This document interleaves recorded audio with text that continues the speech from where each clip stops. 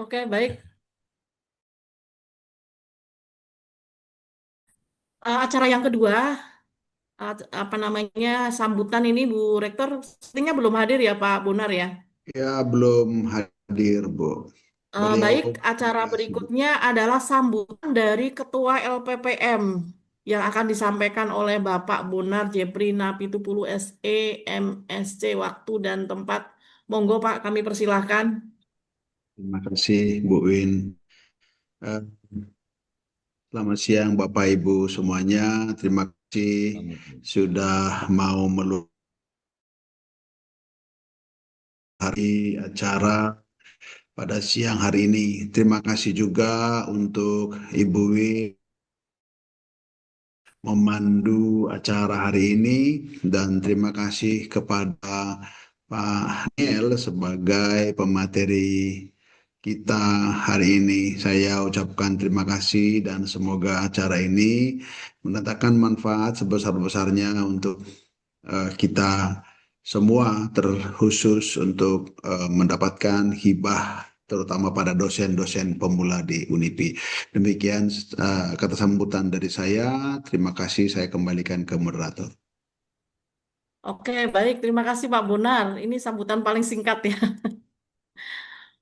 Oke, baik. Kita lanjut ke acara berikutnya, opening speech ini apakah Prof. Sesri sudah hadir ya, Pak Bonar ya? Saya belum melihat Ibu, belum ada, saya lihat di daftar di peserta belum ada. Oke, baik. Nanti kalau beliau sudah hadir, kita akan menyusul beliau memberikan Baik, opening speech siap, ya. siap Ibu. Baik, Bapak Ibu, acara berikutnya ya, acara inti ya. Ini sharing session ya pada siang hari ini yang sangat karena apa namanya hibah penelitian sudah dibuka dari beberapa minggu yang lalu dan alhamdulillah ini masih ada kesempatan, masih ada waktu sampai tanggal 29 Desember ya Pak ya. Dari hari ini sampai dengan 29 Desember. Benar, Bu. Mudah-mudahan semua yang hadir di sini hari ini, siang ini semua menyusun dan membuat proposal. Ya, amin. Dan perlu saya sampaikan Bapak Ibu bahwa hibah penelitian di tahun 2026 ya yang nanti kita sempat upload proposal kemarin sudah disampaikan oleh eh, Prof. Brian sebagai dan kemarin ketemu terakhir itu dengan pihak ELDT 4 kita sudah diwanti-wanti ini Bapak Ibu untuk semua menyusun proposal karena anggarannya di tahun 2026 ini dua kali lipatnya dari anggaran sebelumnya. Ada penambahan ya, ada penambahan anggaran untuk riset di tahun 2026. Sehingga kesempatan Bapak Ibu, kesempatan untuk lolos sangat besar ya. Ini kampus-kampus lain sudah mulai bergerak semua ini, termasuk beberapa kampus yang meminta contoh ke saya gitu ya. Ini menjadi apa namanya momen penting Bapak Ibu semua yang hadir di sini semoga ini semua menyusun proposal semua ya Bapak Ibu ya. Oke baik. Eh, Acara inti ini nanti akan disampaikan oleh Bapak Dr. Daniel Hutagalung, SE, SH, Hum, MSI ya. Ini banyak sekali ini saya bisa bacakan sedikit ya Bapak Ibu ya CV beliau ini. Kalau saya bacakan semua ini bisa memakan waktu 5 jam ini. Nama Daniel Hutagalung, kemudian dia lahir di Jakarta 22 Juli 1983, masih muda sekali nih. Jabatan akademiknya lektor kepala yang kemarin beberapa hari yang lalu diserahkan langsung oleh Kepala LDT 4 ya, lektor kepala beliau. Dia tinggal di Citraraya. Kemudian pendidikan beliau S1-nya ini dari UNIPI ya, Lulusan UNIPI waktu itu Setia Insan Pembangunan, kemudian S2-nya itu Trisakti dan S3-nya Universitas Trisakti juga. Dia S1 Hukum ini udah Universitas Terbuka dan S2 Hukum ini di Universitas Malang, Bapak Ibu ya. Kemudian selain daripada mengajar dan sebagai dosen tetap, beliau ini juga sebagai eh, apa nih, owner ya, pemilik di HSS Tech Consulting ya. Kemudian ini pelatihan tidak akan bacakan karena banyak sekali. Selama ini beliau mengajar mata kuliah perpajakan, pajak ya, akuntansi keuangan, akuntansi biaya, laporan keuangan. Dan beliau sudah menghasilkan dua buku ya, Bapak Ibu ya, buku ajar. Beliau menghasilkan dua buku mengenai etika profesi akuntansi dan metode penelitian akuntansi. Nah, kalau untuk publikasi ini banyak sekali, ini sangat luar biasa. Ada, kalau saya bacakan bisa berjam-jam ya. Mungkin langsung saja Pak Dr. Daniel untuk sharing session ya, waktu dan tempat kami berikan sepenuhnya Bapak Ibu, Pak Daniel ya. Nanti mohon Bapak Ibu mempersiapkan pertanyaan, kita sharing di sini santai saja ya Bapak Ibu ya. Monggo Pak Daniel, waktu dan tempat kami berikan sepenuhnya Pak. Eh, Baik, terima kasih Ibu Dr.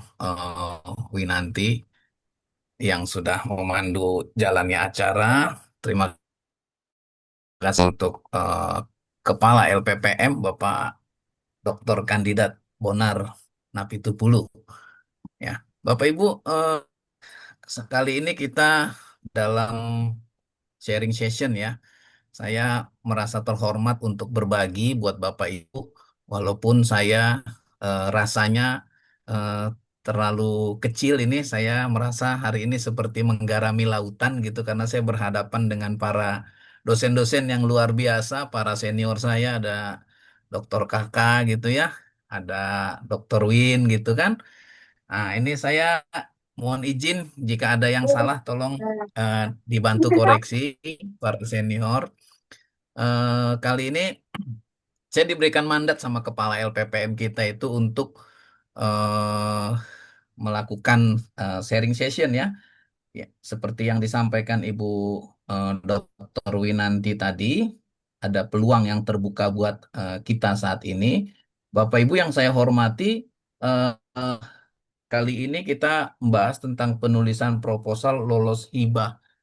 Saya rasa eh, ada beberapa hal yang saya yakin sebenarnya kita memahami ya bagaimana kita menulis artikel, bagaimana kita melakukan penelitian ya based on research ya, sehingga terkait dengan teknis mungkin saya yakin Bapak Ibu para dosen sudah memahami hal tersebut gitu. Nah, saya sebenarnya menyiapkan materi dua, tapi saya bingung ini Bu Dr. Win, ini waktu yang diberikan berapa ya Bu ya? 10 menit aja kan ya Bu ya? Sampai Pak, apa namanya, sampai jam 4 ya. Jam Iya, 3 jam 4 ya. oke. Jadi ada buku panduan sebenarnya yang sudah di-sharing, di-share oleh Kepala LPPM kita, ya, yang ada 306 halaman. Saya coba rangkum juga di dalam 38 halaman. Nah, tapi materi yang saya mau sampaikan ini dulu mengenai tips dan trik penyusunannya, karena untuk yang panduan saya rasa Bapak Ibu juga bisa sama-sama baca, begitu ya.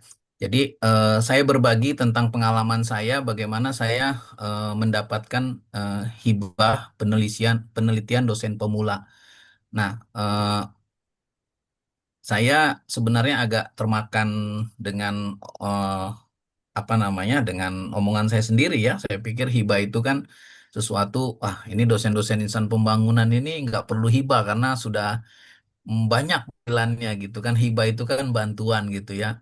Nah, tetapi salah satu yang menjadi perlu kita ketahui bahwa kita perlu membangun yang namanya portofolio di dalam eh, apa namanya karir kita.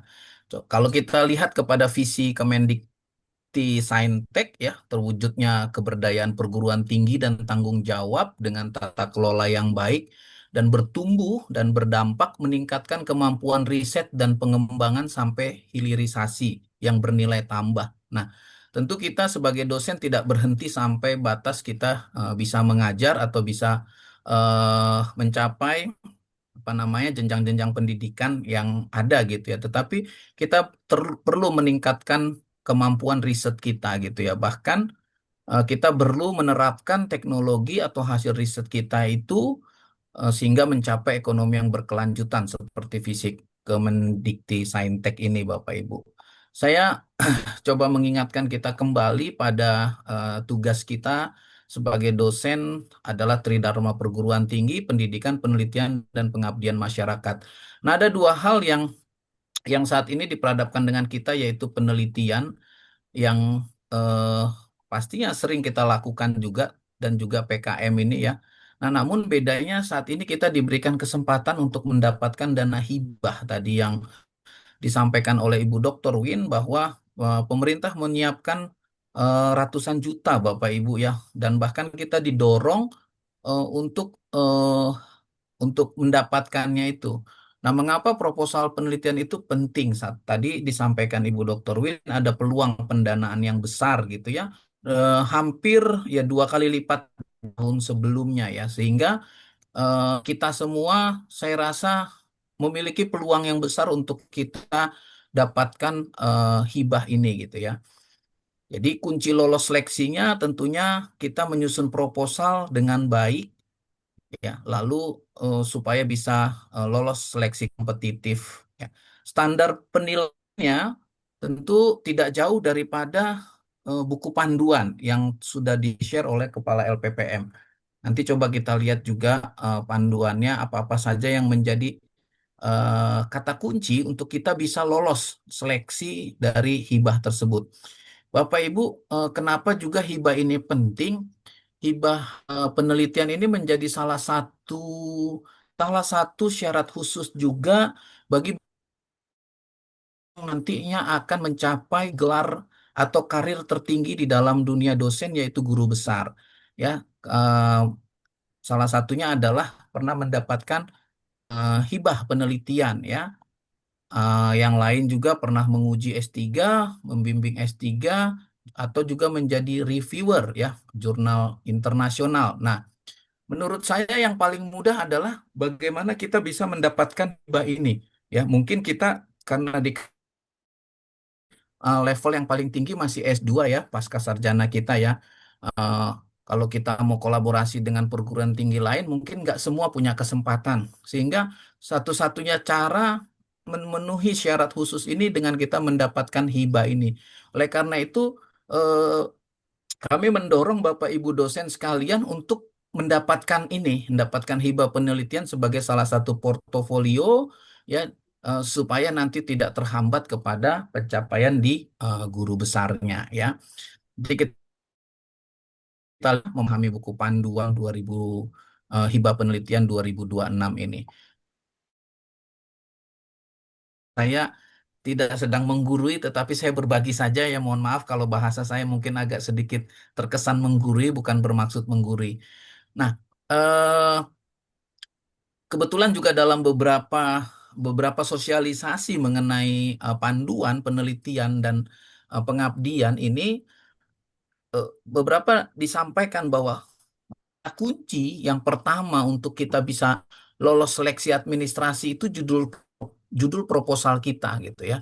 Jadi ini kunci awal judul proposal kita itu harus menarik perhatian ya. Dia singkat dan padat. Nah, di format dalam format proposal dikatakan di sana tidak lebih dari 20 kata. Sehingga ketika sun judul eh, daripada eh, itu sudah pasti dicoret Bapak Ibu secara administratif ya. Itu satu saja salah di sana, walaupun isinya mungkin bagus, tetapi reviewer biasanya tidak baca lagi karena syarat ininya sudah tidak terpenuhi nih. Nah, lalu jelas dan spesifik, hindari kata-kata yang ambigu atau yang terlalu umum. Jadi judulnya harus memberikan gambaran yang jelas tentang fokus pada ruang lingkup penelitian yang kita mau jual, yang kita mau sarankan gitu. Lalu menarik perhatian. Jadi kita menggunakan kata kunci yang relevan dan menarik tanpa kehilangan akurasi akademisnya kita gitu. Jadi judul ini menjadi kesan pertama bagi reviewer ya. Begitu dia membaca tertarik, dia akan melanjutkan ke step berikutnya gitu. Nah, mungkin judul-judul yang menarik Bapak Ibu saya rasa bisa membuatnya gitu ya. Kalau ini dicontohkan, ya ini contoh saja Bapak Ibu misalnya optimalisasi teknologi AI untuk pengelolaan sampah kota berbasis IoT gitu kan. Kalau yang kurang baik penelitian tentang teknologi baru untuk sampah gitu kan yang di bawah umum sekali gitu ya. Jadi nggak menarik gitu. Tapi ketika kita lihat optimalisasi teknologi AI lalu berbasis IoT ini menjadi daya tarik ya karena eh, nanti kita lihat di dalam panduan arah dari setidaknya dia dua goal dari SDGs terpenuhi gitu. Nah, lalu di dalam pendahuluannya kita menceritakan latar belakang yang kuat, ya, konteks masalahnya ini sedapat mungkin kita bisa reviewer itu bahwa benar masalah yang kita mau jual ini menarik gitu dan memang berguna serta memberikan dampak ya, dampak yang luas tidak hanya di daerah kita, tetapi juga kalau bisa lebih nasional. Semakin skupnya lebih besar, ini pengalaman para reviewer dan beberapa kesempatan saya menangkap apa namanya testimoni lihat konteks masalahnya gitu. Ketika masalah yang dijual oleh pengaju proposal itu jelas dan memiliki dak luas, ini biasanya akan diloloskan gitu ya. Lalu urgensi penelitian. Jadi kita tunjukkan proposal kita ini mengapa masalah yang kita angkat ini, yang kita jual ini penting untuk kita selesaikan dan dampaknya apa jika tidak ditangani. Semakin kita bisa menjelaskan urgensinya, tentu ini akan menarik reviewer. Lalu keterkaitannya secara nasional tadi ya hubungan kita lebih baik kalau bisa menghubungkan dengan isu nasional, dengan prioritas pembangunan atau dengan agenda-agenda di Kemendikti ya sehingga lebih menjual gitu dan disertai dengan data pendukung Bapak Ibu. Jadi ada hasil-hasil riset terbaru, fakta ilmiah yang memperkuat argumentasi kita dan saya menyarankan apa namanya tentu hasil riset yang terbaru ya referensinya jangan yang jadul-jadul kalau yang jadul biasanya tidak disetujui tetapi kalau semakin baru dia semakin menarik juga gitu tetapi tentu tidak lepas dari relevansinya gitu ya. Lalu rumusan masalah dan tujuan penelitian, walaupun ya ini memang di dalam ya seperti ketika kita belajar di dalam metodologi penelitian ya, rumusan masalah itu harus spesifik dan fokus. Nah, ini yang paling di, diminati oleh reviewer, fokusnya itu. Sehingga eh, menjadi sebuah PR buat kita menyusun satu kata atau kalimat yang fokus ya. Kata-kata nggak mesti panjang, tetapi kalau kita bisa membuat kalimat yang lebih fokus ya pada gap pengetahuan atau pada gap riset yang ada, ini biasanya menarik bagi reviewer ya. Kalau panjang enggak ngerti fokusnya si reviewer juga jadi malas. Nah, kadang-kadang kan kita nggak tahu kondisinya reviewer ya. Kalau lagi nggak mood, ditambah lagi nggak fokus, makin nggak demen dia dengan proposal kita gitu ya. Tapi walaupun dia nggak mood, kalau dia membaca kalimat-kalimat yang fokus dan spesifik, itu apa namanya, itu akan lebih menarik gitu. Nah, mungkin kalau untuk yang menyusun kalimat yang spesifik dan fokus, saya yakin ini Pak Dr. Mas Duki ini udah lebih mahir gitu ya. Sebagai pengajar bahasa Indonesia ini juga kan sehingga daya tariknya justru di sini gitu ya. Fokus dan spesifiknya gitu ya. Kita menghindari pertanyaan yang terlalu luas karena nanti nggak jelas nih arahnya mau kemana risetnya.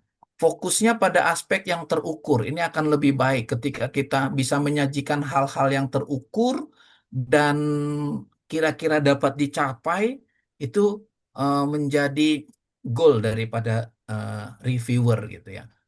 Jadi tujuan penelitiannya harus terukur dan realistis dan dapat dicapai pada waktu yang dialokasikan.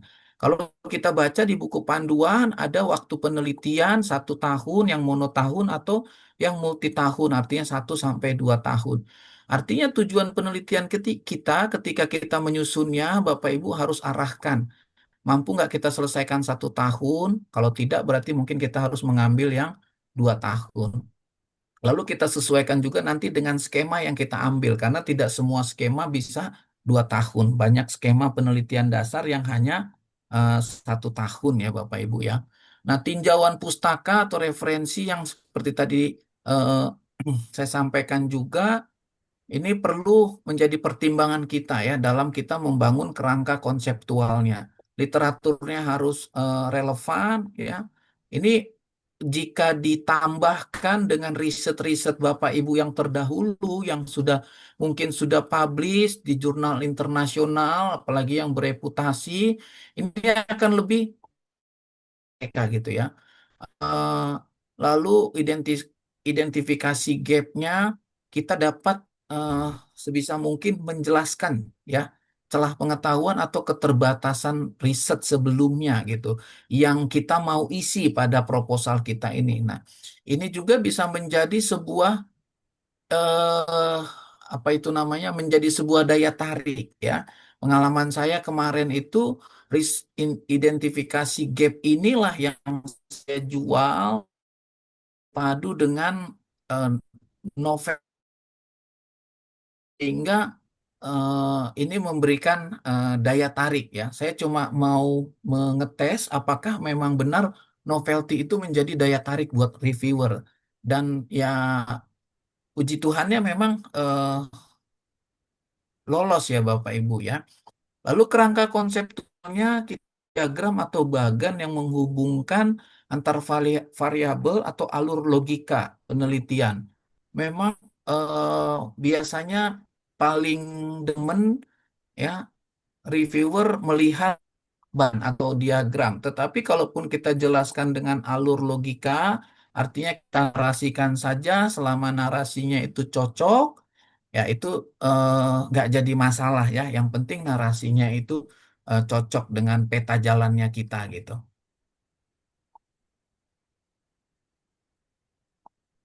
Nah, metode penelitiannya eh, ini salah satu kunci juga Bapak Ibu ya. Ini harus terukur ya, rencananya terukur dan jelas. Nah, ada beberapa yang ditolak ya. Ada beberapa yang ditolak itu karena metode penelitiannya kurang jelas ya atau mungkin tidak terukur. Nah, ini dalam pengumpulan datanya, nanti dalam metode penelitian ini kan Bapak Ibu kita juga terkait dengan yang namanya RAB ya, rencana anggaran biaya kita. Nah, ini salah satu terukurnya itu juga terukur dilihat dari apa yang kita ajukan dalam RAB kita ini gitu. Jadi misalnya bagaimana pengumpulan datanya nanti ini di, dihubungkan dengan berapa besarnya RAB kita mengajukan pengumpulan data. Nah, eh, lalu eksperimen laboratorium. Nah, ini kemarin juga kalau di dalam risetnya Rikup yang kolaborasi, ini metode ini walaupun di sini ada eksperimen laboratorium, tetapi kalau untuk periset-periset yang sudah mahir, ini anggarannya tidak diperkenankan untuk membeli alat atau menyediakan lab karena dianggap periset yang mahir sudah memiliki lab sebelumnya gitu. Tapi kalau untuk dosen pemula, namanya juga pemula gitu, mencoba untuk melakukan eksperimen, maka bisa nanti buat lab gitu atau alat-alat untuk lab gitu. Jadi nanti kalau dikaitkan dengan RAB-nya ini bisa disetujui gitu ya. Tapi kalau untuk yang periset yang mahir ini biasanya ditolak gitu ya. Nah, ini salah satu relevansinya antara metode penelitian juga nanti kalau dikaitkan dengan RAB. Lalu pengumpulan data kalau kita pakai studi kasus lapangan, pastinya nanti juga ada terkait dengan RAB-nya, berapa lama pengambilannya, berapa ongkos yang dikeluarkan untuk biaya-biaya tersebut, termasuk juga untuk observasi aktif ya. Lalu teknik analisisnya kita bahas model apa yang Bapak Ibu eh, dalam metode penelitian. Pengalaman saya kemarin di dalam PDP peneliti pemula, saya nggak terlalu banyak tentang kebaruan di sini karena ini alat teknik analisisnya umum sekali ya, hanya menggunakan statistik. Saya hanya menggunakan pemodelan dengan SAM-PLS ya.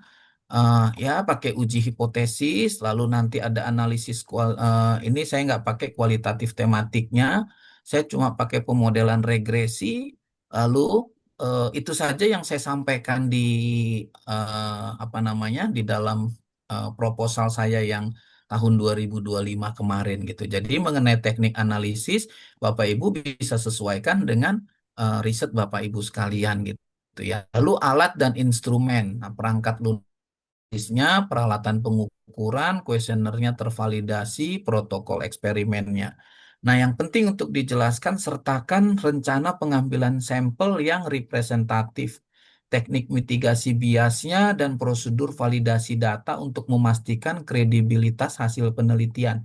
Ini menjadi salah satu ukuran ya untuk memastikan kredibilitas hasil penelitian dan prosedur validasi data yang kita ambil ini juga bisa mungkin Bapak tuangkan dengan kalimat atau bahasa yang jelas dan tegas gitu sehingga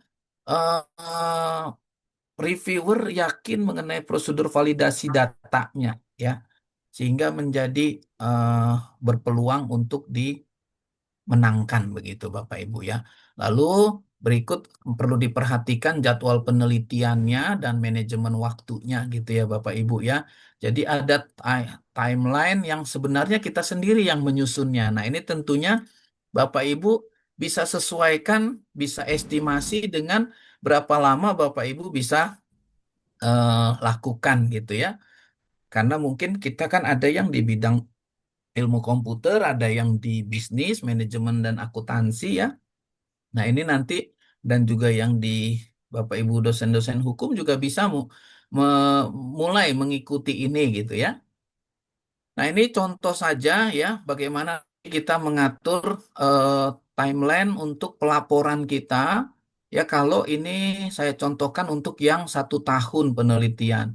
Jadi kita sampaikan bulan pertama sampai bulan kedua kita persiapan hal-hal apa saja yang kita harus lakukan ya, misalnya finalisasi instrumen, koordinasi dengan tim, melakukan penyiapan perizinan-perizinan ya, dan pengadaan peralatan penelitian.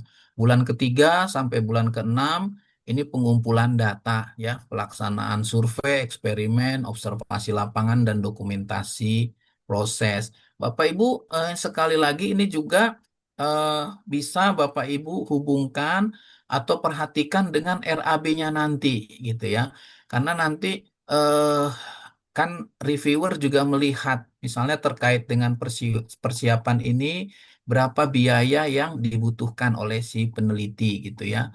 Terkait dengan pengumpulan data berapa juga RAB ya atau biaya yang dibutuhkan, yang dimintakan oleh si peneliti berapa. Nah, ini reviewer yang berpengalaman ini dia memperhatikan ini masuk akal apa tidak gitu ya, terukur apa tidak gitu. Nah, bagi kita dosen pemula ini yang perlu hati-hati ya kalau tidak terukur atau misalnya nggak masuk akal, ini akan terlihat asal-asalan ketika menyusun RAB. Kalau dan ini jika dikaitkan dengan jadwal penelitian gitu ya. Jadi semuanya biasanya sama si reviewer ini dicek keterhubungannya gitu ya. Nah, misalnya di bulan ke-7 sampai bulan ke-9, kita katakan kita akan melakukan analisis ya, pengolahan datanya, analisis statistiknya, menginterpretasikan hasil dan validasi temuan. Lalu bulan 10 sampai ke bulan ke-12-nya kita membuat pelaporan. Jadi ini mungkin panduan yang Bapak Ibu bisa coba lakukan, Bapak Ibu yang mengajukan penelitian dosen pemula ya. Ya memang sederhana kan tentunya bulan 1, bulan 2 persiapan, 3 6 pengumpulan data, 7 sampai 9 analisis, 10 sampai 12 pelaporan ya. Ini eh, cocok kalau di eh, ya seolah-olah dia manis Bapak Ibu gitu ya. Sebenarnya ada juga mungkin yang mengajukan penelitian ini ya risetnya sudah selesai gitu. Tetapi kan tetap kita harus breakdown, nggak bisa kita buat bulan 1 sampai bulan ketiga pelaporan langsung gitu. Nanti kelihatan ini belum apa penelitiannya sebenarnya sudah selesai dilakukan gitu ya.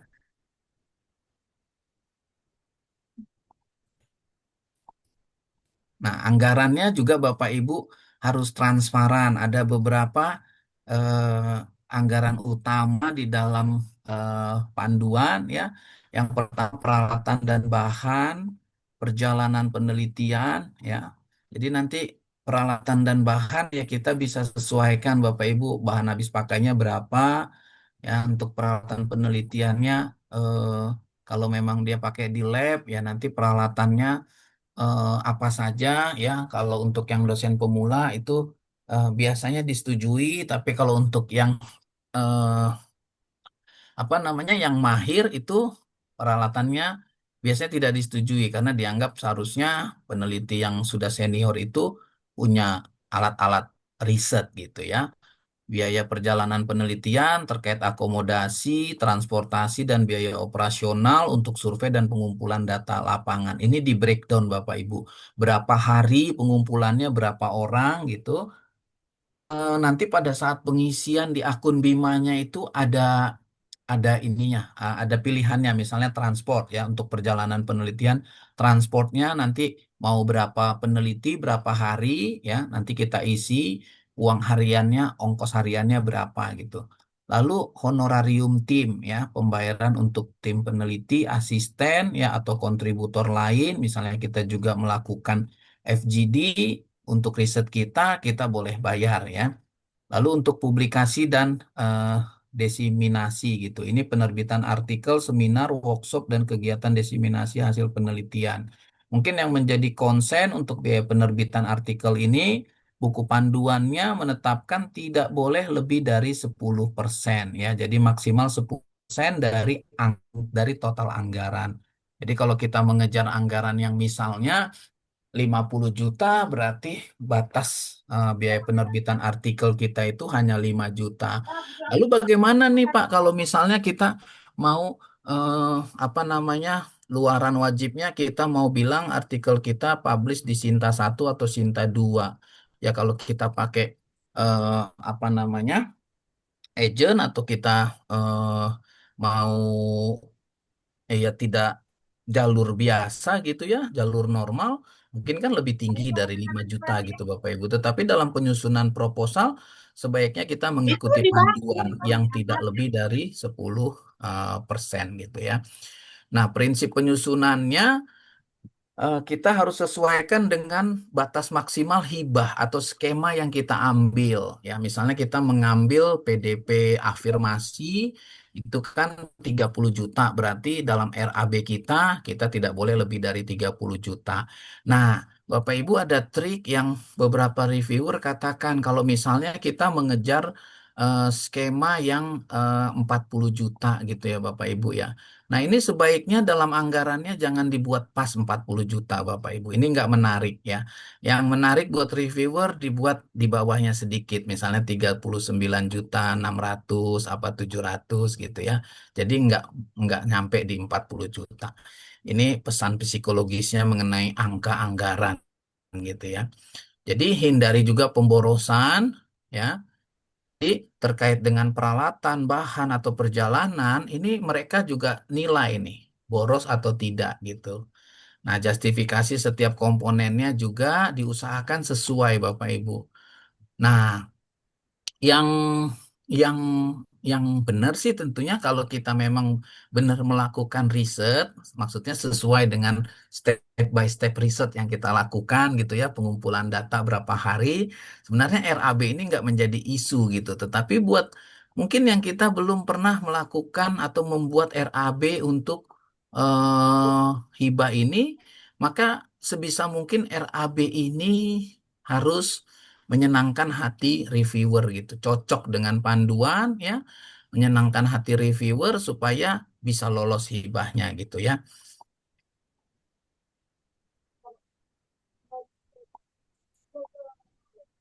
Nah, luaran wajibnya Bapak Ibu, ini kabar baiknya Bapak Ibu. Jadi eh, saya ajak teman-teman yang mungkin belum pernah mengikuti penelitian dosen pemula, ini nggak usah khawatir bahwa luaran wajibnya itu sebenarnya kalau di panduan itu artikel jurnal yang terindeks Sinta 1 sampai 4 sih ya Bapak Ibu ya.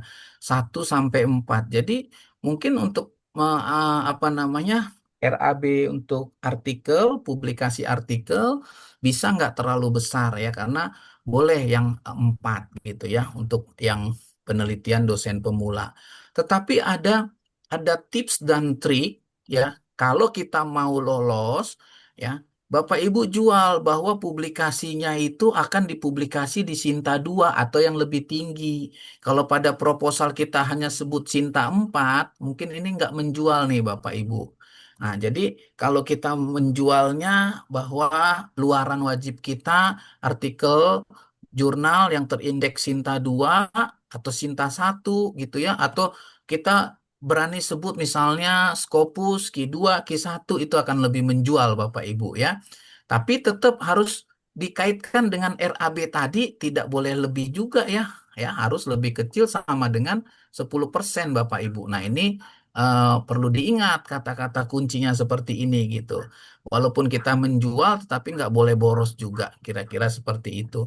Nah, lalu bisa juga kita menjanjikan luarannya itu berupa haki ya, kekayaan intelektual, entah itu paten, hak cipta, atau desain industri yang terdaftar di DJKI.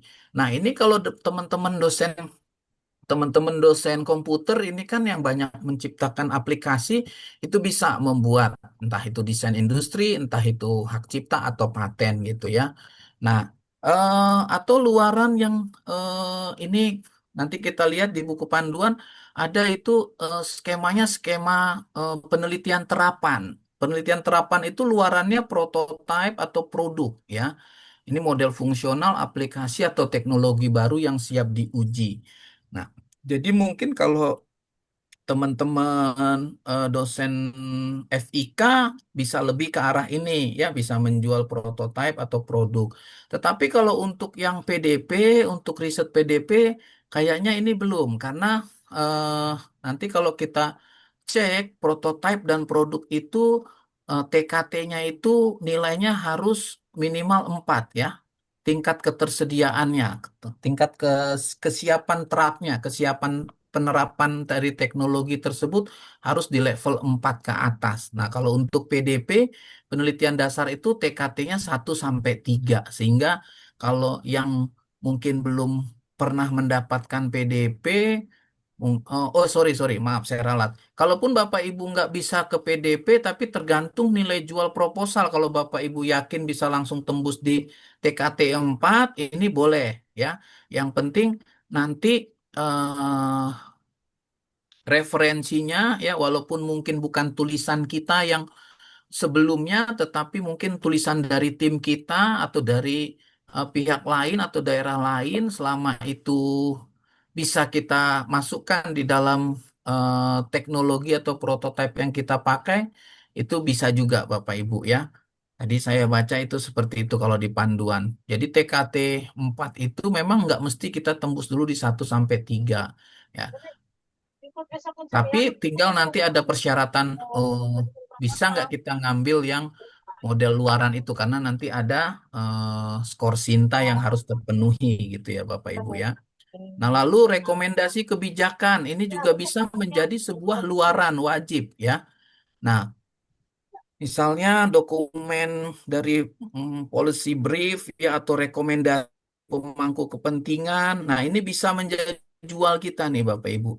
Intinya kalau kita bisa menjual meyakinkan dalam satu kalimat luaran wajib yang kita mau berikan apa gitu ya. Ini bisa menjadi daya tarik juga Bapak Ibu ya. Jangan sampai nanti dari dari judul sampai metodologinya Bapak Ibu bagus, tetapi begitu bikin luaran wajib Bapak Ibu takut dan hanya bikin di Sinta 3 atau 4. Ah ini kurang meyakinkan gitu ya Bapak Ibu ya. Nah, jadi ini juga salah satu eh, nilai jual ya buat proposal kita bisa tembus ya. Jadi contoh indikator terukurnya minimal satu artikel ya jurnal terindeks Sinta 2 atau satu prototipe yang telah diuji coba di 3 lokasi gitu. Atau satu rekomendasi kebijakan yang diserahkan kepada pemerintah daerah ini eh, jelas dia terukur gitu Bapak Ibu ya. Tetapi perlu kita ingat nanti kaitannya dengan apa namanya dengan laporan akhirnya. Ya, jadi apa yang dijanjikan harus ditepati nih Bapak Ibu ya. Kita nggak boleh ingkari. Kalau diingkari ada sanksinya masalahnya.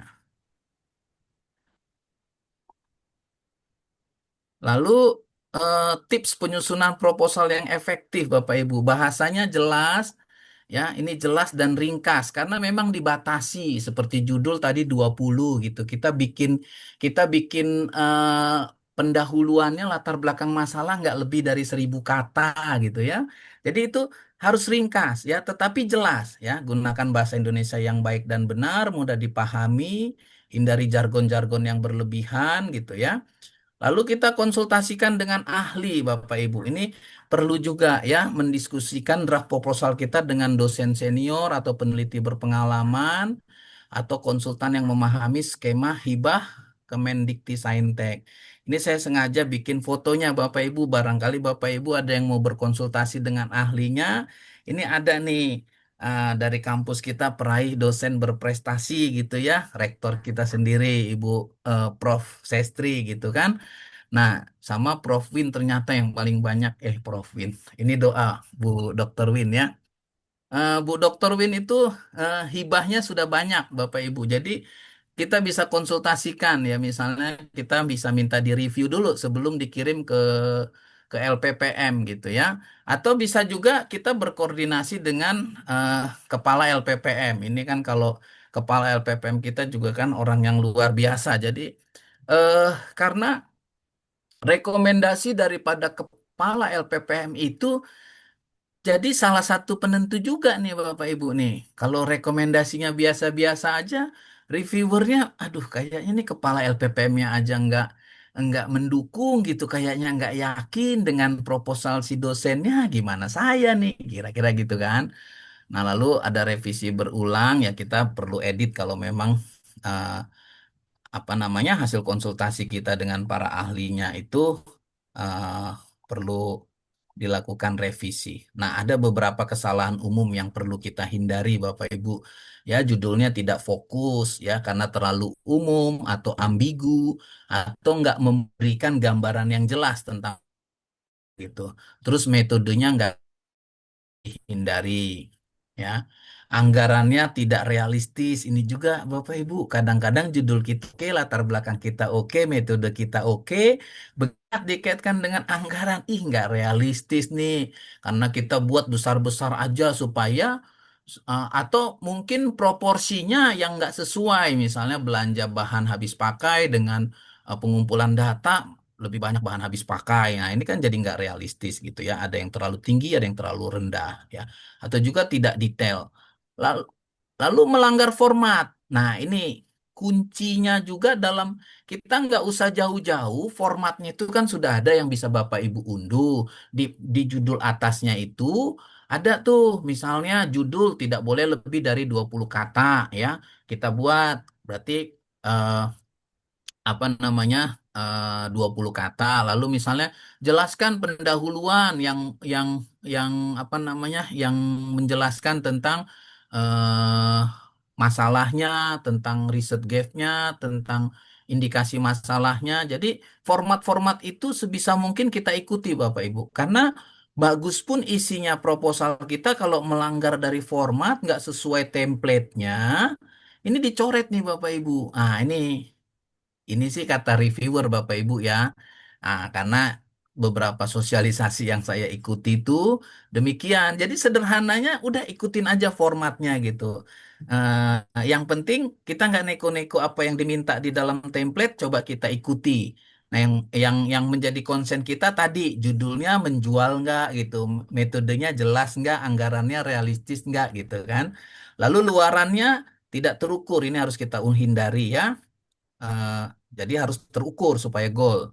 Referensinya usang atau kelamaan. Nah, ini juga sebaiknya kita hindari gitu. Nah, ini contoh proposalnya saya rasa nggak seperti saya menggarami lautan aja Bapak Ibu.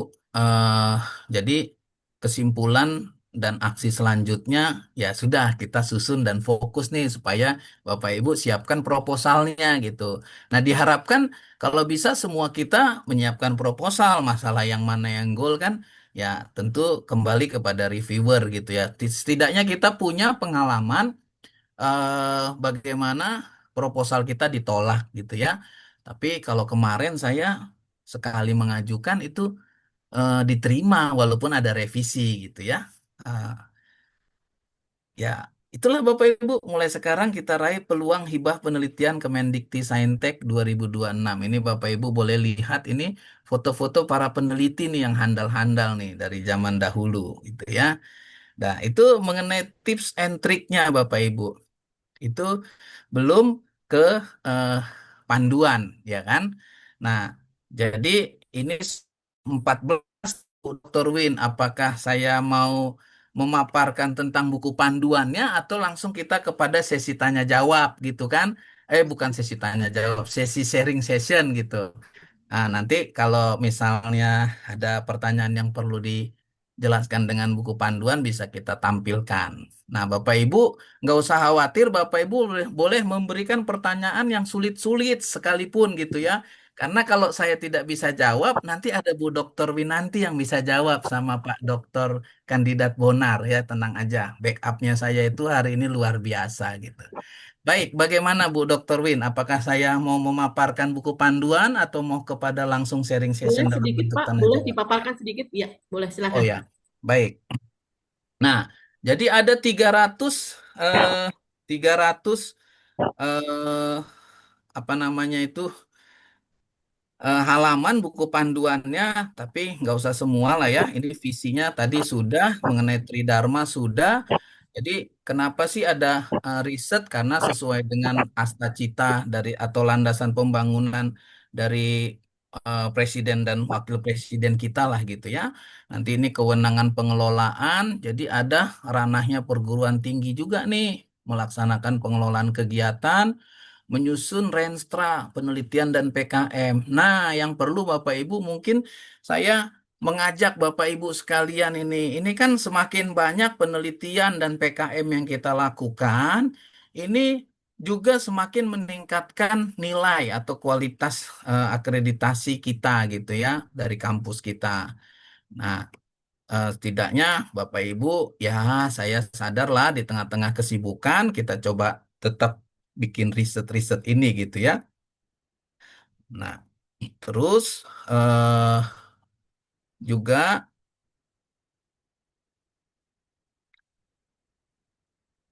nah sistemnya lewat Bima ya, karena terintegrasi secara digital. Bapak Ibu masing-masing punya Bima baca di sana, pengajuannya lewat sana juga.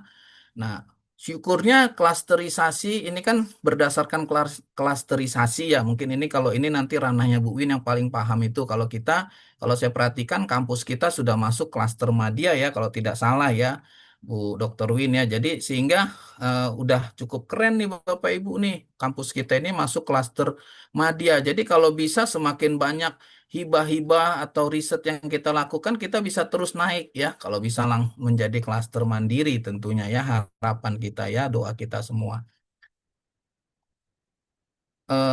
Lalu, nah ini penilaian klasterisasi saya pikir tidak perlu. Bapak Ibu juga kalau yang tertarik menjadi reviewer penelitian dan PKM, ini bisa ada beberapa syarat ya yang di sini kalau saya cermati memang semua syaratnya baik DPPM, baik reviewer perguruan tinggi itu berpendidikan doktor. Jadi setidaknya beberapa dari kita ini kan sudah banyak yang bisa eh, apa namanya menjadi reviewer ya. Pengalaman saya kemarin ketika laporan akhir saya perlu direview, saya harus cari dari luar nih Bapak Ibu karena reviewer internal nggak ada. Nah, mudah-mudahan nanti ke depan Bu Dr. Win, Pak Dr. Kakak, ya, yang lainnya juga bisa ikut menjadi reviewer ya, supaya teman-teman bisa eh, dibantu untuk mencari dari yang internal dulu. Ini kode etik reviewer, saya pikir saya skip aja. Nah, ini skemanya ini Bapak Ibu. Nih, banyak Bapak Ibu yang bisa kita ambil. Nah, ini eh, paling dasar ini dosen pemula PDP afirmasi, tetapi memang ini hanya untuk yang di luar Jawa, Bali, Sulsel. Jadi kita nggak bisa nih, kalau kita nggak bisa dapat nih, Bapak Ibu yang paling kita bisa dapat sekarang ini dosen pemula. Lumayan Bapak Ibu kalau sekarang tuh 50 juta 1 tahun Bapak Ibu ya. Nah, atau Bapak Ibu yang mengajar di pasca sarjana, saya pikir ini satu hal yang bagus juga. Ini saya juga tertarik nih untuk mengambil yang penelitian pasca sarjana. Jadi ini kita membimbing tesis dari mahasiswa, ini dananya 40 juta ya. Kalau disertasi doktor kita mungkin mesti kolaborasi dengan kampus lain gitu ya. Yang paling bisa kita lakukan kan sekarang ini bisa 1 tahun 2 tahun dan ini bisa maksimal ini dua orang. Maksudnya misalnya seperti saya mau mengajukan ini bisa untuk saya majukan untuk 2 mahasiswa gitu ya. Lalu ada PMDSU ya, Magister menuju Doktor Sarjana Unggul. Ya, atau penelitian fundamental nih. Kemarin ini juga banyak nih Bapak Ibu. Saya rasa di kampus kita dosen-dosen Bapak Ibu nih bisa nih. Karena kalau saya lihat dari syaratnya sudah banyak yang memenuhi ya. Ini cukup besar 150 juta ya, 150 juta. Atau Bapak Ibu mau ambil skema kerjasama antar perguruan tinggi. Nah, ini kolaborasi lintas lintas klaster. Ini 150 juta juga. Nah, jadi skemanya bisa banyak Bapak Ibu, tetapi karena narasumbernya sekarang yang memberikan materi hanya dosen pemula ya kita arahkan eh, kata Bu Dr. Win ya supaya banyak dosen pemula ambil gitu kan. Jadi jangan khawatir Bapak Ibu, kita coba kejar nih. Nah, ini yang kedua, skema yang kedua yaitu penelitian terapan ya. Bapak Ibu ini ada dua ya, luaran prototipe sama luaran model. Nah, luaran prototipe cukup lumayan, dananya 500 juta Bapak Ibu. Nah, ini bisa multi tahun, artinya 1 sampai 2 tahun. Luarannya tadi, prototipe atau perwarupa yang teruji sama laporan kelayakan ya kan. Terus wajib nanti yang mendaftarkan haki ya sebagai luarannya. Tapi persyaratannya minimal lektor. Kan kalau di kita udah banyak nih lektor. Saya rasa kalau dosen-dosen FIK bisa mengambil ini nih. Karena bisa membuat prototipe kalau menurut saya. Jadi Sintas skornya juga untuk yang Science Tech itu ini kan Sintas score overall. Jadi di atas 600 kalau yang sosial humaniora itu 300. Nah, kalau yang ketuanya misalnya belum mencapai nih, bisa ngambil ketuanya dari yang manajemen. Jadi kan basisnya sosial humaniora dengan 300, tetapi nanti anggotanya bisa dari Bapak Ibu yang dosen FIK gitu. Atau kalau mau yang luaran model, ini dana maksimal yang didapatkan 250 juta. Ini 1 tahun Bapak Ibu. Nah, ini bedanya dengan prototipe nggak perlu apa hasilnya atau produknya nggak perlu prototipe, tapi model yang teruji saja sama laporan kelayakan gitu ya. Syaratnya sama dengan luaran prototipe ya, minimal lektor, lalu Sinta skornya 600 untuk yang bidang saintek, 300 untuk yang soshum gitu. Tapi di sini wajib memiliki mitra pendukung. Nah, ini lagi mitra pendukung itu ya misalnya kita bermitra dengan kelompok-kelompok masyarakat gitu ya atau kita bermitra dengan DUDI ya, dunia usaha, dunia industri. Nah, itu bisa ya. Karena perlu nanti ada persyaratan yang dipenuhi dari mitra tersebut. Nah, ini tadi ya kalau saya singgung mengenai TKT, Bapak Ibu. Jadi ada 9 tingkat TKT. Yang paling sederhana, atau yang paling dasar kan TKT 1 sampai 3 ini untuk riset dasar. Ini hanya pembuktian konsep. Saya rasa kita mengejar semua di sini untuk skema PDP itu paling mudah nih. Jadi Bapak Ibu eh ya seandainya yang membimbing mahasiswanya kalau Bapak Ibu mungkin melihat apa itu namanya proposalnya atau latar belakangnya ya punya novelty bisa nih Bapak Ibu didorong ya ya sekalian aja tuh membimbing mahasiswa ya bisa dorong untuk kita mengajukan PDP karena tingkat kesiapan terapan teknologinya itu cuma 1 sampai 3 karena ini hanya pembuktian konsep gitu kan atau model gitu. Tapi kalau yang 4 sampai 6 ini memang validasi teknologi tadi yang untuk prototype Bapak Ibu ya. Semakin siap teruji, nah semakin tinggi TKP-nya gitu. Ini mengacu ke Permen-Ristek Dikti nomor 42 tahun 2016 ya. Ini tahapan pengelolaannya. Pengumumannya sudah lewat, lalu pengusulannya ini Bapak Ibu masih ada waktu sampai tanggal 29 Desember nih. Ya masih cukup lah untuk menyusun karena paling kita susun 10 sampai 20 halaman kok proposalnya itu gitu kan. Juga mungkin nggak nyampe 20 halaman. Dan referensinya juga belum dituntut banyak Bapak Ibu ya. Setidaknya ada 6 sampai 10 saja itu cukup untuk yang PDP.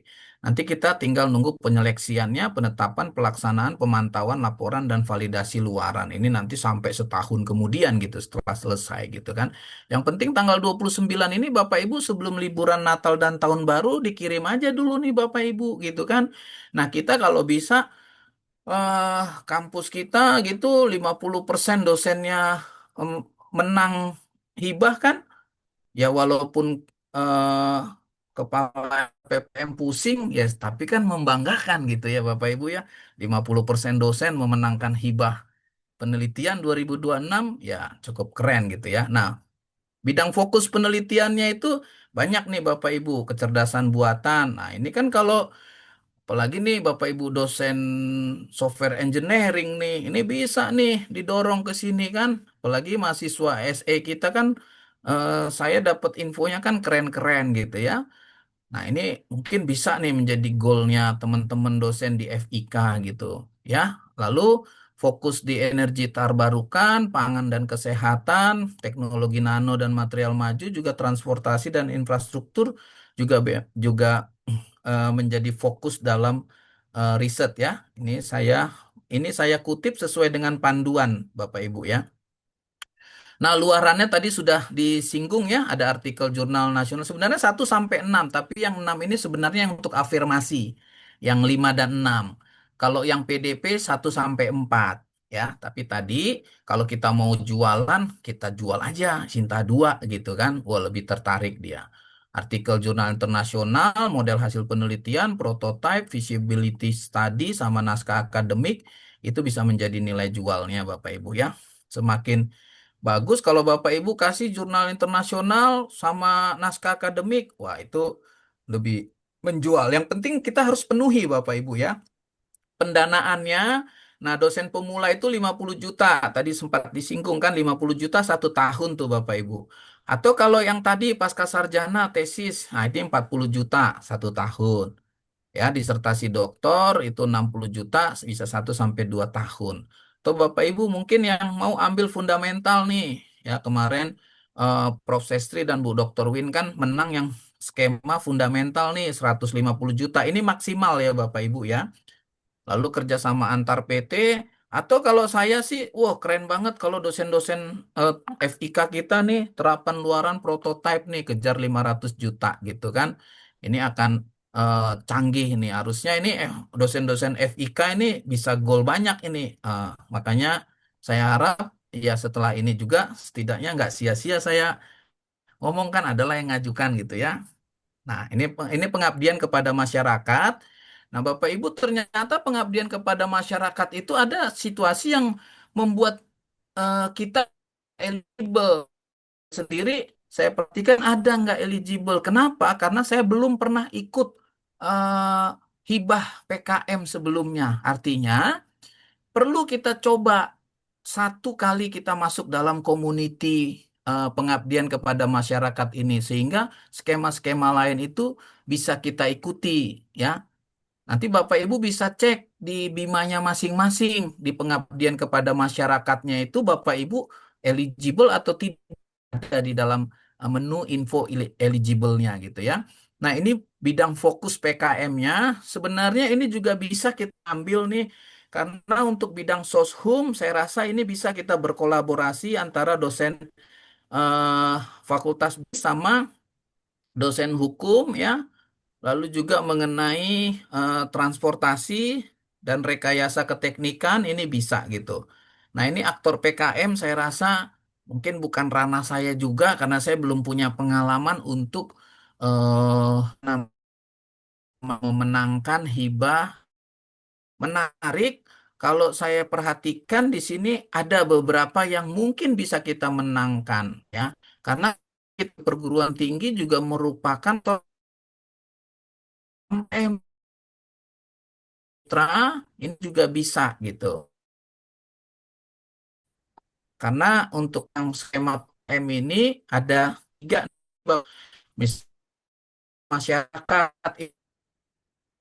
kelompok masyarakat dan pencil, misalnya pemberdayaan masyarakat, pemberdayaan kemitraan masyarakat dan pemberdayaan masyarakat oleh mahasiswa PMM. Jadi kita ajak nih mahasiswa kalau di PMM ini 20 mahasiswa boleh.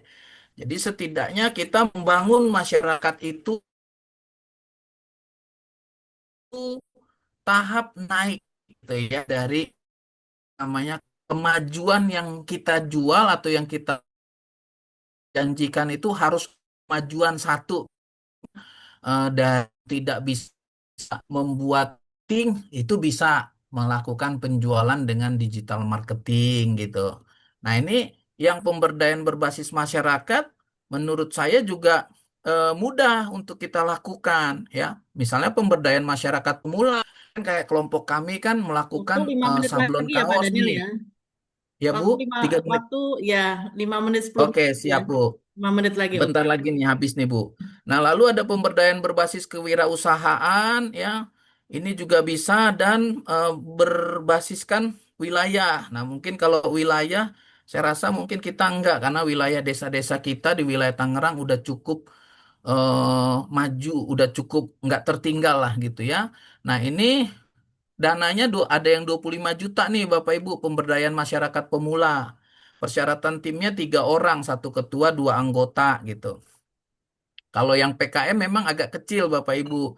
Ini ada yang pemberdayaan kemitraan masyarakat, dananya 50 juta. Saya langsung fokus ke dana aja Bapak Ibu, karena itu yang menarik juga buat saya ya dananya gitu. Lalu yang PMM ini eh dia minimal tuh 20 mahasiswa, dananya cukup besar Bapak Ibu, 80 juta. Luaran wajibnya dua aspek keberdayaan per kelompok, minimal 2 kelompok masyarakat. Misalnya kita mengelola kelompok UMKM. Nah, ini bisa nih jadi jualan kita gitu. Ya, level keberdayaannya aspek produksinya naik atau aspek manajemennya atau aspek sosial kemasyarakatannya atau aspek pemasaran dari yang tidak tahu strategi pemasaran bisa melakukan pemasaran atau distribusi dan sebagainya gitu. Nah, ini proses bisnis PKM tahapannya, nanti komponen biayanya harus dari mengandung teknologi dan inovasi, pelatihan, biaya perjalanan, biaya upah dan jasa, serta biaya lainnya gitu. Nah, ini pemantauan, ada evaluasi juga dari internal perguruan tinggi, Bapak Ibu. Jadi tentu dipantau juga nih untuk yang PKM ya Bapak Ibu. Ini kolaborasi multi stakeholdernya. Kita bisa menggandeng perguruan tinggi, masyarakat, pemerintah, dunia usaha, atau juga eh, sektor swasta. Yang penting tujuannya keberlanjutan program. Jadi strateginya itu kalau nilai jual kita itu menunjukkan kemandirian ekonomi, ya, mendukung para pemerintah, terus memajukan dunia usaha dunia industri, replika akan lebih eh, proposal PKM-nya bisa disetujui. Ada sanksi Bapak Ibu, pelanggaran ringan misalnya keterlambatan pelaporan, dokumennya nggak lengkap, pelanggaran sedang itu luaran wajibnya nggak kita unggah. Jangan sampai Bapak Ibu, kampus kita nanti kena kena apa namanya, kena ban juga ya.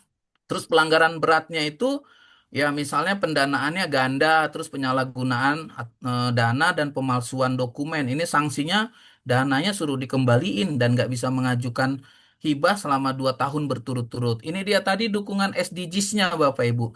Bapak Ibu kalau menyusun proposal setidaknya nih jual nilainya ini. Kalau novelty yang kita jual untuk mengentaskan kemiskinan, mengentaskan kelaparan, memajukan pendidikan yang berkualitas, menumbuhkan pekerjaan yang layak, memperbaiki iklim, meningkatkan industri dan inovasi, itu nilai jual.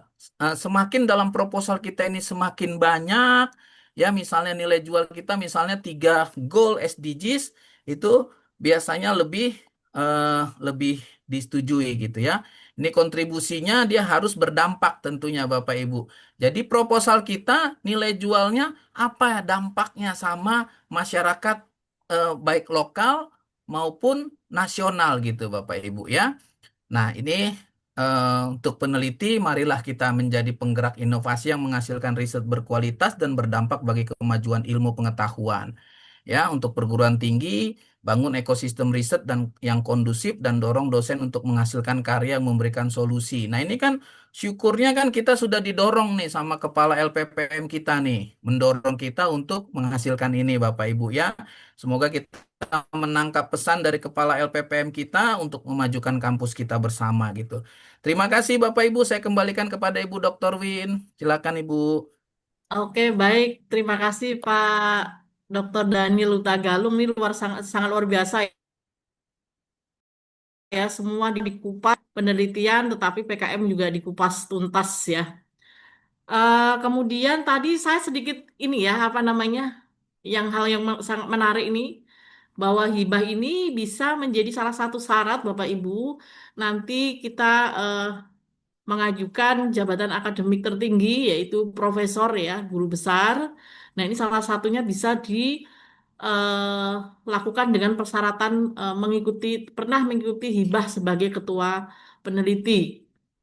Nah, kemudian tadi juga sangat menarik. Menariknya adalah ah, untuk dosen-dosen ya, untuk PDP ini kenapa kita PDP? Karena harapannya PDP ini nanti yang terbanyak Bapak Ibu. Jadi yang bisa mengajukan PDP ini di Unipi paling banyak. Nah, eh, oleh sebab itu tadi sudah dikupas, setelah ini sudah mulai menyusun ya, sudah libur minggu menyusun proposal gitu. Oke, Bapak Ibu, saya beri kesempatan kepada 3 penanya. Silahkan sebutin namanya, Bapak Ibu. Silahkan 3 penanya ya, Bapak Ibu ya. Ada yang mau bertanya, Bapak Ibu? Silahkan.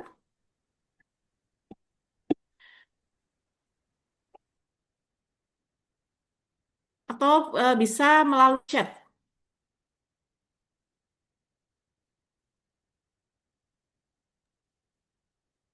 Ini kemungkinannya dua Bu Dr. Sepertinya paham. Win. Materinya udah jelas atau memang nggak menarik Bu Dr. Win. Sepertinya semua sudah paham ya, Pak ya. Oke, baik Bapak Ibu. Jadi Bu Win, sebentar, saya Bu Win, ya. sebentar, Prof barusan chat, ternyata ada sedikit emergensi tadi, maka tidak sekarang beliau mau masuk. Tadi ada emergensi, jadi agak ngurusin dulu. Tunggu Oke, baik. tadi ada keluarga tadi dilarikan ke emergensi atau apa kurang sehat gitu. Oke, baik, baik, baik. Sudah join Hah? Pak ini? Ya, Atau sudahkah? ada yang Sebentar ya, sebentar. oke, baik. Sambil Satu menunggu menit, prosesi, ya, saya sebagai saya sampaikan ya untuk persyaratan tadi, persyaratan untuk dosen pemula. Ada pertanyaan juga kemarin Bu, kalau saya belum punya jabatan akademik dosen, alias saya hanya memiliki NIDN. Ya, salah satu persyaratannya memiliki NIDN atau NIDK ya Bapak Ibu kalau ini NUPTK ya. Jadi silahkan yang mau PDP, yang sudah memiliki NUPTK atau NIDN, NIDK, silakan saja. Jadi tidak ada apa namanya, saya baca tidak ada keharusan untuk minimalnya ya.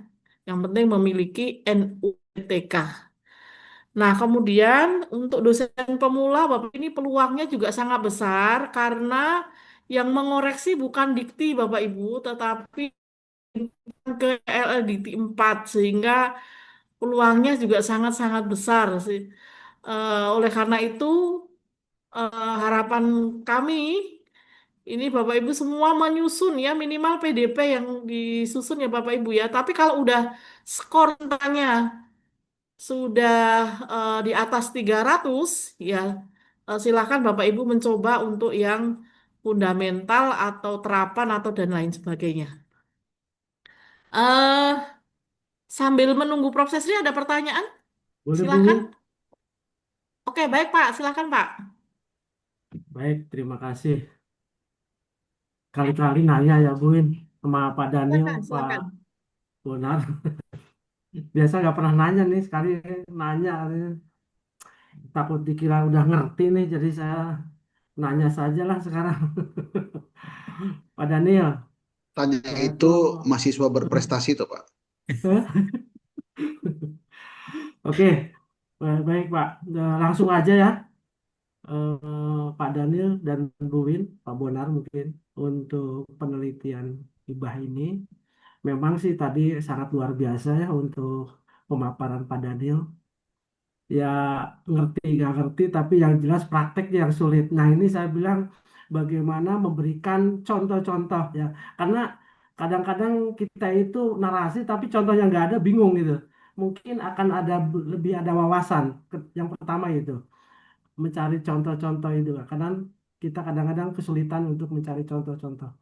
Yang kedua, eh, mungkin ada sedikit eh, kolaborasi yang sudah berhasil.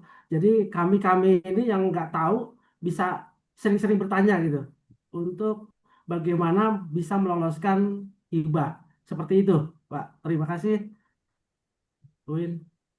Win, sebelum dijawab, mau info, Prof sudah masuk. Oke, prosesnya sudah hadir ya. Selamat Sudah, siang, Bro. selamat siang, Selamat siang. diteruskan aja, nanti saya gongin. Oke, berarti atau kayaknya prosesnya harus memberikan satu eh, dua patah kata yang untuk memotivasi teman-teman kita dulu, Prof. Kalau gitu, saya off cam ya. Tadi soalnya Iya, Bu. buru-buru nengokin sepupu tuh komplikasi, terus akhirnya ke Harum kita lari-lari. Nggak taunya ada, saya lupa banget gitu loh, sampai nggak kepegang Pak Bonar ya. Assalamualaikum warahmatullahi wabarakatuh. Waalaikumsalam warahmatullahi wabarakatuh. Waalaikumsalam Sore, warahmatullahi Salam Prof. sejahtera bagi kita Satu. semua. Puji syukur kalau siang hari ini kita diberikan kesempatan pada waktu yang tepat karena ini dari Kementerian Pendidikan, Sains dan Teknologi ini banyak sekali memberikan apa namanya suatu asupan ya. Jadi pada tahun 2025-2026 nanti submitnya harus Desember ini itu diberikan apa kenaikan untuk hibah. Jadi ini sebetulnya bukan untuk kok mencari, wah buat apa lagi enggak. Karena ini semua itu nanti untuk UNIPI. Jadi untuk UNIPI dan untuk kita sendiri ketika mau mencari atau meningkatkan jabatan fungsional kita. Sebab untuk penelitian, hibah penelitian ini akan diperhitungkan. Ya, kemudian juga di samping itu penelitian hibah ini kalau di ini ya di perguruan tinggi lainnya apalagi di luar negeri ya seperti Malaysia, kemudian Jepang itu Aussie gitu ya, itu banyak sekali ditekankan memang harus gitu, harus penelitian hibah. Nah, mungkin yang di tempat kita, Bu Win kebetulan itu LPPM-nya Pak Bonar. Ya, Pak Bonar harus banyak kolaborasi dengan LPPM lain. Bapaknya itu ada UGM. Jadi kalau misalnya di UII, kemudian juga di Universitas Indonesia, kemarin saya ketemu pada saat di IPB ada teman yang dipromosikan doktor. Nah, itu beliau mengatakan bahwa penelitian hibah ini sangat penting sekali karena itu diperhitungkan dan bisa menjadi acuan misalnya akreditasi itu akan mendapatkan apa namanya ranking yang lebih naik lagi gitu.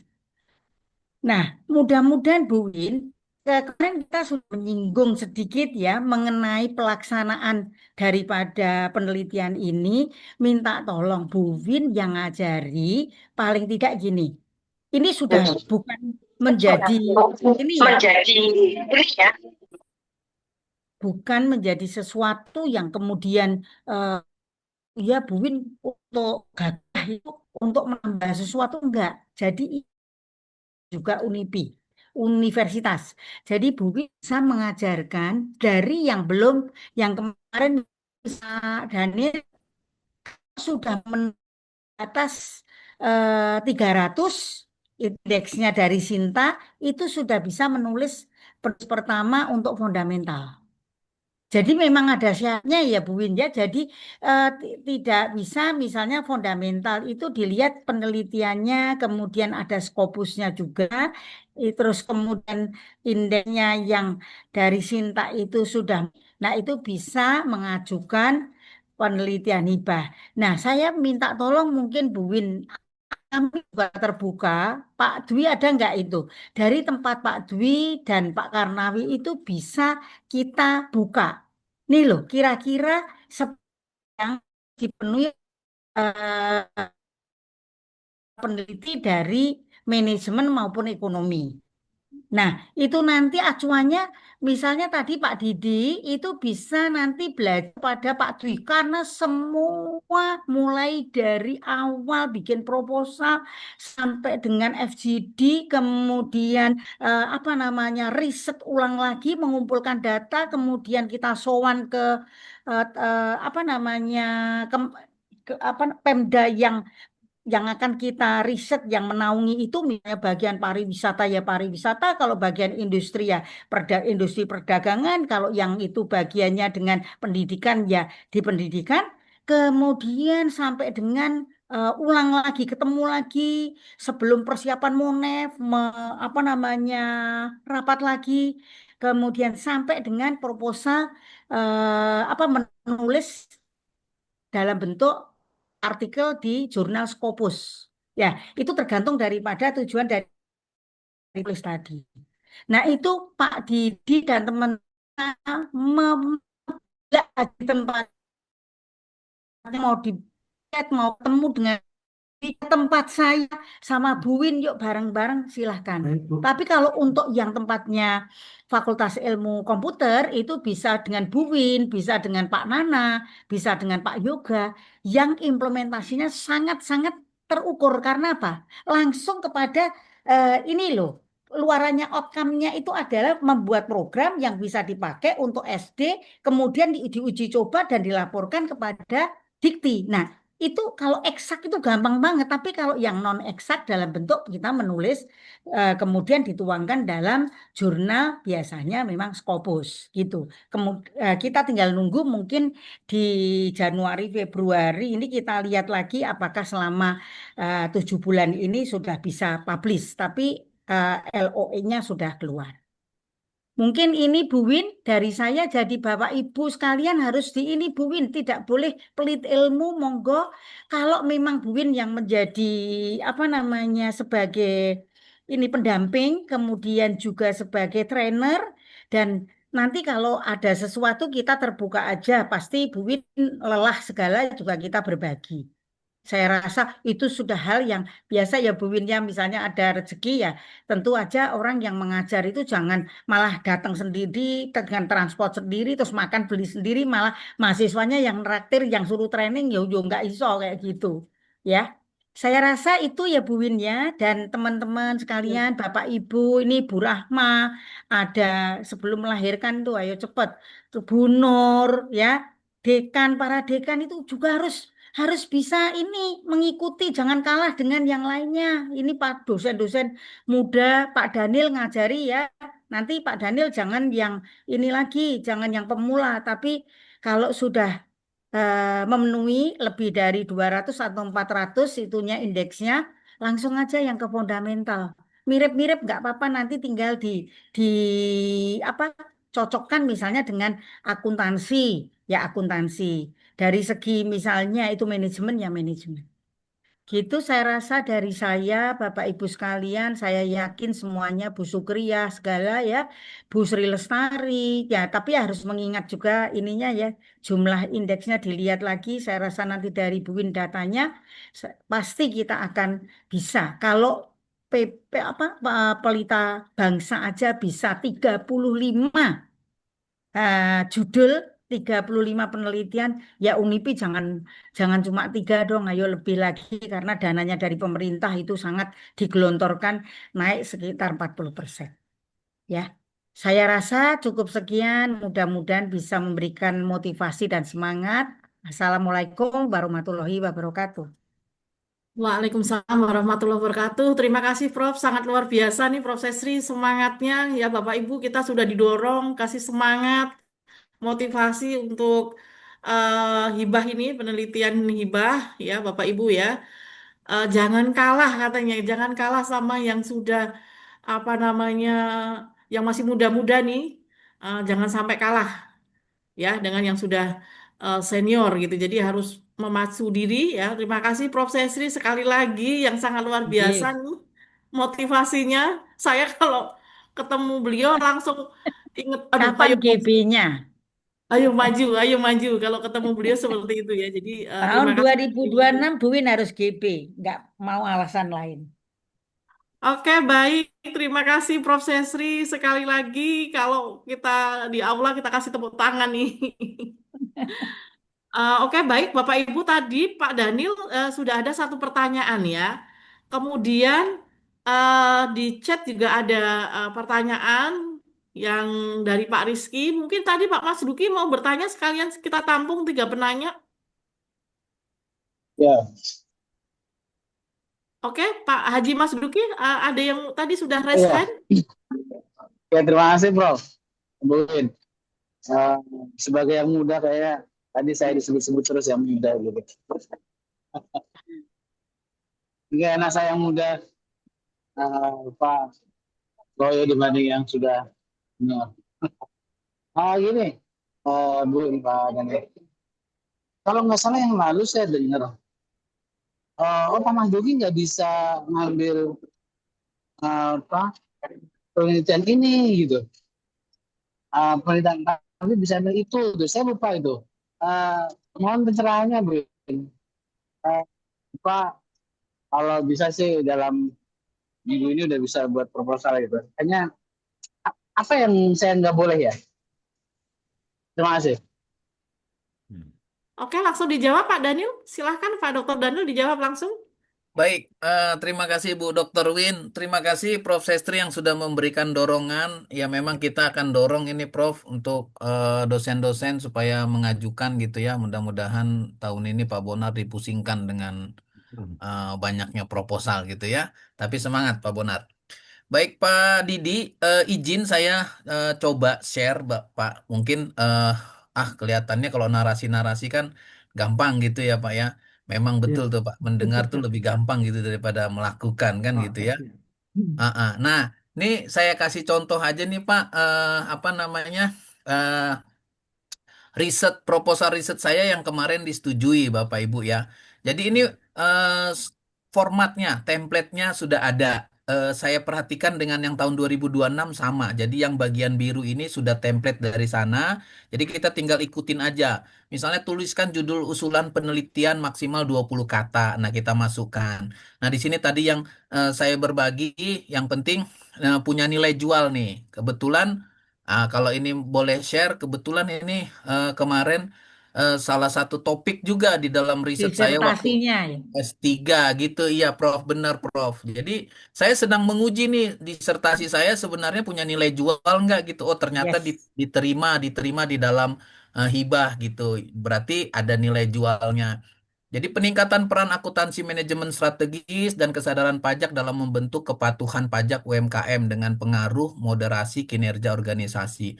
Jadi ada satu yang saya mau jual bahwa pelaku UMKM ini ya tadi SDGs-nya itu mengentaskan kemiskinan, meningkatkan ekonominya mereka gitu dengan peran akuntansi manajemen strategis gitu Pak. Jadi kira-kira itu yang saya mau jual satu. Lalu saya akan mendukung pemerintah. Apa yang saya dukung kepatuhan pajaknya melalui kesadaran pajaknya gitu. Jadi setidaknya pemerintah bisa saya bisa kelihatan pro dengan pemerintah dengan mendorong kepatuhan pajak dari UMKM ini gitu.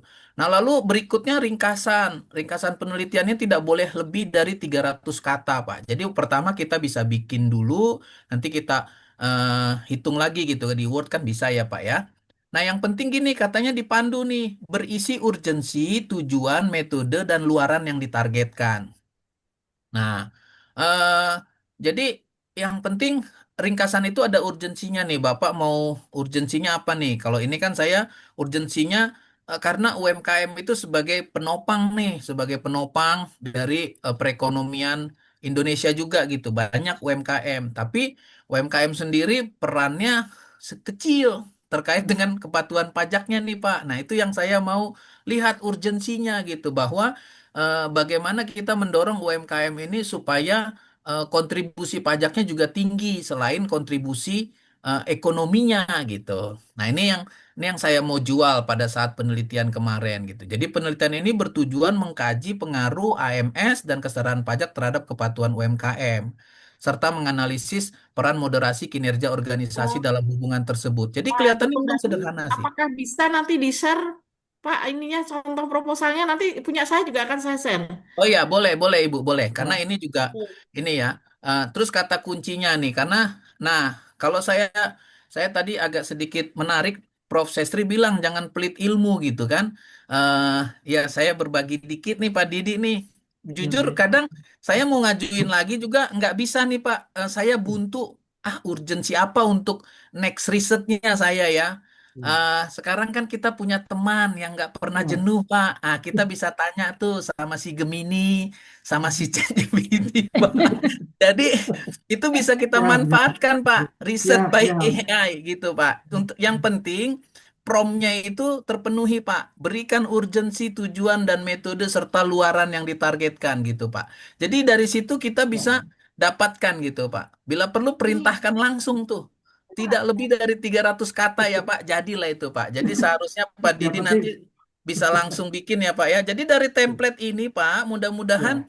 Bapak buat. Cuma kelemahannya eh, kalau si AI itu Pak untuk RAB dia belum bisa bikin. Mesti Nah, kita review banyak Pak RAB-nya Pak. Dia bisa bikin contohnya tetapi Pak. ah, tetapi dia kadang-kadang yang nggak realistis nih Pak. Ini contoh RAB-nya gitu ya Pak. Bahannya berapa gitu ya. Untuk beli Hmm. pulpennya, satuannya berapa, totalnya berapa gitu. Nah ini. Nanti ini diisi manual Pak. Ini kemarin cuma contoh udah di apa hasil print out bentuk PDF-nya Pak. Jadi nanti sampai totalannya berapa gitu di sini. Nah ini nggak ada totalannya Pak. Totalannya di atas. Tapi ini udah di breakdown. Ya, ini RAB 1 tahun 19 juta ya. Untuk belanja bahan ATK-nya berapa, bahan penelitian habis pakainya, FGD-nya nih 235 gitu, transportnya 80.000 untuk 60 kali, jadi 4.800.000 gitu. Ini tadi yang saya bilang harus realistis. Gitu kira-kira Pak Didi ya. Nanti ini boleh saya share untuk Ya, contoh siap Pak. aja. Nah, oh ya saya mau ingatkan nih Bapak Ibu nilai jual. Ini kalau bisa dibuat roadmap-nya ini karena nanti kalau kita mau berlanjut kepada penelitian berikutnya, ini tahun-tahun berikutnya selama 5 tahun, kalau bisa dia sinkron Bapak Ibu. Sehingga ini memberikan juga nilai tambah bahwa penelitian kita nanti berkelanjutan gitu. Nah, seperti saya tinggal contoh ini tanggal 2025 sudah nih. Saya sekarang mau bikin proposal antara yang belum Langsung saja iya, genjot. iya, Prof. Nah, ini saya mau mengembangkan model manajemen berbasis pajak dengan teknologi digital. Saya mau ngajak teman-teman FIK untuk membuat aplikasi untuk teknologi digitalnya. Ini saya mau masukkan ini sebagai prototype. Tapi saya mau lihat dulu apakah terpenuhi atau saya mengejar yang ininya dulu nih. Sebenarnya kemarin waktu bikin roadmap-nya ini atau peta jalan penelitiannya saya juga belum terlalu mahir gitu ya. Jadi itu Pak Didi ya untuk terkait dengan contohnya gitu. Nah, yang kedua, izin Bu Dr. Win tadi ada pertanyaan dari Pak Rizky ya. Kalau kita menargetkan Sinta 2, memang di dalam ininya kita kasih tahu nih bahwa kita Sinta 2 lebih bagus kalau sudah dikasih tahu apa namanya kita mau ke Sinta 2 mana? Contoh ini saya kasih tahu ya, Bapak Ibu ini luaran saya, luaran utamanya publikasi artikel ilmiah nasional terakreditasi. Nggak perlu kita buat Sinta 2-nya, tapi dia akan ngecek nih. JAKI, Jurnal Akuntansi dan Keuangan Indonesia ini memang dia Sinta 2, indikator pencapaiannya nanti sampai publish. Ini yang saya janjikan. Lalu luaran tambahannya saya akan buat buku ya yang menunjang mata kuliah terkait gitu, baik buku ataupun modul ajar. Jadi kalau kita mau langsung bikin namanya boleh nih Pak Rizky. Tapi kalau dalam realisasinya mungkin berubah itu nggak apa-apa karena nanti di dalam Betul. F-nya kita bisa jelaskan gitu. Mungkin karena ada kendala kita beralih ke Ditolak yang ya. lain. Tapi yang penting nggak lewat dari syaratnya tadi kan Sinta 1 sampai Sinta 4. Nggak boleh kita turun dari Sinta 4 gitu Pak. Pak Pak Rizky ya gitu. Oh, tapi Lalu Pak Daniel, maaf Pak. Berarti kalau ya misalnya di awal kita menjanjikan Sinta 2, tapi aktualnya masuk ke Sinta 3 atau 4 itu bisa, Pak? bisa karena Oh, dalam panduannya luarannya 1 sampai 4 sih Pak ya. Yang yang yang penting jangan Sinta 5 dan 6 itu di luar kan. Nah, tapi nanti Bapak declare Pak, kenapa Bapak jadi pindah ke Sinta 4 gitu loh Pak. Alasan kesulitannya itu disampaikan Pak. oke, baik Pak. Terima kasih Nah, Pak. tapi sebisa mungkin ini kalau saya lihat dari Bu Dr. Win sih pasti bilang sebisa mungkin harusnya sesuai dengan target sih ya. Kalau bisa gitu kan. Karena apa jangan kayak lagu gitu. Kau yang berjanji, kau yang mengingkari gitu kan Pak. Gitu. Itu yang untuk Pak Rizky gitu ya. Terus tadi udah ya Bu Win ya cuma oh Pak Mas Duki gitu ya. Pak Dokter Mas Duki. Jadi Pak Dokter Mas Duki jadi terkait dengan apa namanya mana sih saya yang nggak eligible itu bisa kita lihat pada apa namanya pada akun Bima kita gitu. Jadi mana-mana saja yang kita eligible. Ini saya contohkan, mungkin saya contohkan eh, bagaimana melihatnya gitu. Tapi saya rasa Bapak Ibu sudah bisa lah melihatnya itu gitu ya. Tapi bolehlah saya contohkan sedikit sambil mungkin menunggu apakah ada eh, Bapak Ibu yang mau bertanya lagi gitu ya. Ini mungkin sudah tampil ya Bapak Ibu ya. Ini bimanya saya. eh, saya ajukan usulan.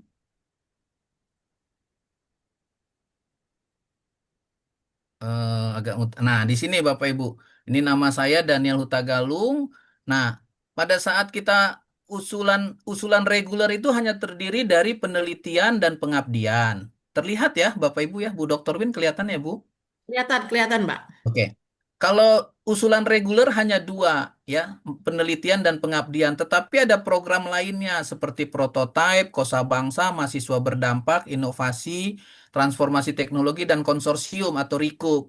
Nah, kalau saya perhatikan yang ini 1, 2, 3, 4, 5, 6 sudah lewat waktunya. Yang konsorsium juga sudah lewat 13 Desember kemarin. Yang bisa adalah penelitian ini, Bapak Ibu. Bapak Ibu tinggal klik di usulannya. Bapak Ibu pilih usulan. Nah, di sini ada info eligibilitas ya.